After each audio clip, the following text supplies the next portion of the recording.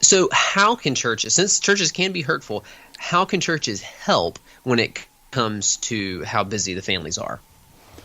Yeah, I think one thing overtly, we need to look at our calendars and we need to stop the mentality that so many churches have of just adding thing upon thing upon thing. And and this is one thing, we had a previous discussion about the importance of relationship with a wonderful guest, and that was, I think we talked some about that, but I mean to further state that. So I like Mark Dever a lot, as most people would know. I think Ben and I both do.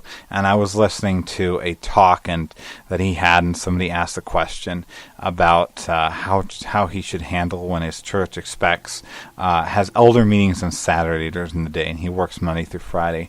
And Mark Dever, sometimes he can be very blunt in a way that's helpful. And I think he said something like, "If your church has regular things, I think he might have said more than once a month on a Saturday, your church doesn't care about healthy marriages."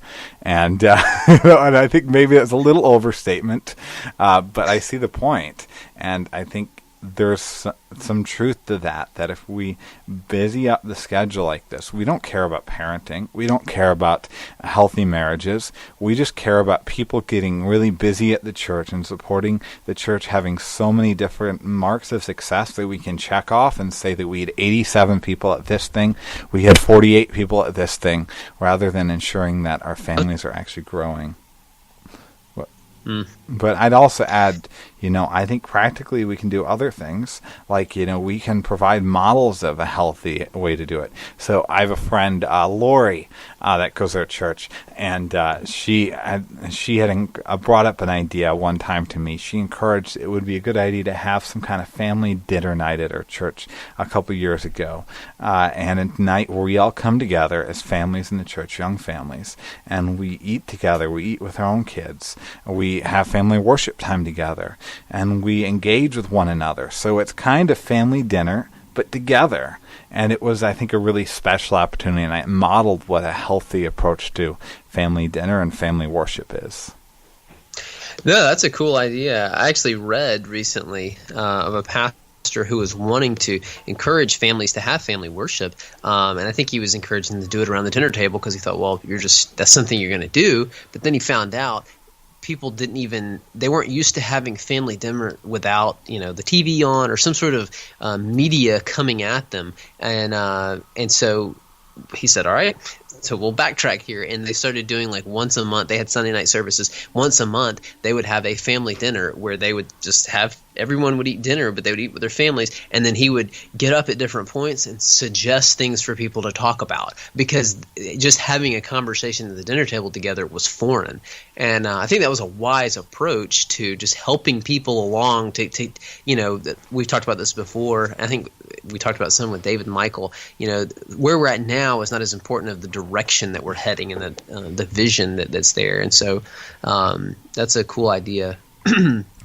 But yeah, I think you're right. You look at the calendar and then be willing to cut or repurpose activities. We're trying to equip people, and not because, like you said, a lot of times things just get added on and something else doesn't get taken off.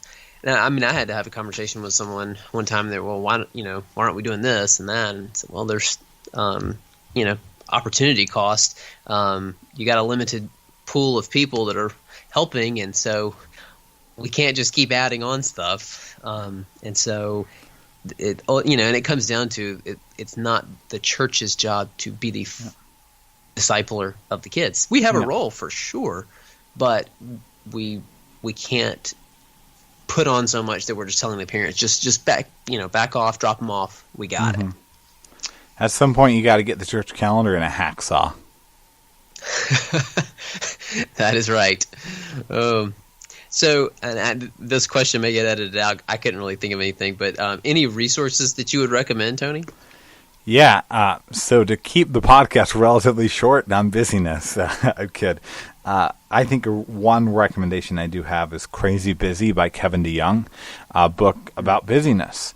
And it's pretty short. I think it's around 100 pages, if not even slightly less than that. But I think it's a very biblical approach to rest, as well as some practical steps to be less busy. That's I think I may even have it on Kindle. I'm not sure. But I've heard I think it's described as a mercifully short book on busyness. Well, Tony, thanks for thinking together with me about this, because I think this is a chronic problem, and it's one that you and I face from time to time, and know that the families that we minister to and people that are listening, surely you are touched by this, and so I hope that this is something that the Lord will use to spark conversations, and you are calling people to master penance, and people need to resign and start selling their houses, and all that. So. But small it decisions. What's that? Real small moves, right? That's right. But those were, I think, good things that needed to be said for people to just reflect on. So thanks again. We have an email address now, and so if you want to reach out to us, it is thetfmpodcast@gmail.com. Because TFM Podcast was taken. So thetfmpodcast@gmail.com. We'd love to hear from you. Thank you for joining us for this episode of the Theological Family Ministry Podcast. If you have enjoyed this episode, please give us a review on iTunes and share the podcast with your friends on social media. All new episodes are available to listen to on Stitcher, SoundCloud, YouTube, Spreaker, and iTunes. We hope you have a great week, and join us again every first and third Thursday.